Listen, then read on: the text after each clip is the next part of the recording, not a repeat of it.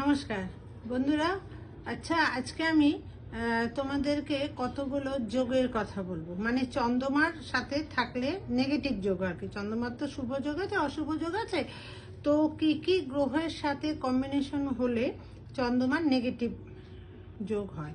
তো আর এই যোগগুলোর জন্য চন্দ্রমা তখন হচ্ছে নেগেটিভ এনার্জি দেয়, আর এর জন্য মানুষের মধ্যে নানা রকম প্রবলেমসগুলো আসে। কারণ চন্দ্রমা যেহেতু মনের কারক গ্রহ, তো যেমন প্রথম হচ্ছে চন্দ্রমা এবং রাহুর সাথে বা কেতুর সাথে, হ্যাঁ, যে যোগটা তৈরি হয় তাকে বলা হয় গ্রহণ যোগ।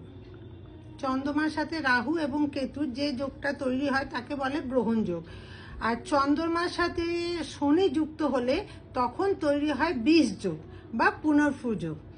আর চন্দ্রমা যদি অনেক সময় বৃশ্চিক রাশিতে থাকলেও, কিন্তু চন্দ্রমা যখন বৃশ্চিক রাশিতে থাকে, মানে বৃশ্চিক রাশির যেসব জাতক জাতিকাদের, তখনও কিন্তু চন্দ্রমা যেহেতু কালপুরুষের রাশিচক্রের অষ্টম ভাব পড়ে আছে, এই জন্য চন্দ্রমা কিন্তু নেগেটিভ রেজাল্ট দেয়। এইরকম যদি চন্দ্রমার কোনো খারাপ যোগ থাকে বা চন্দ্রমা যদি রাহু কেতুর অ্যাক্সিসের মধ্যে পড়ে যায়, তখনও কিন্তু চন্দ্রমা দূষিত হয়ে গেল।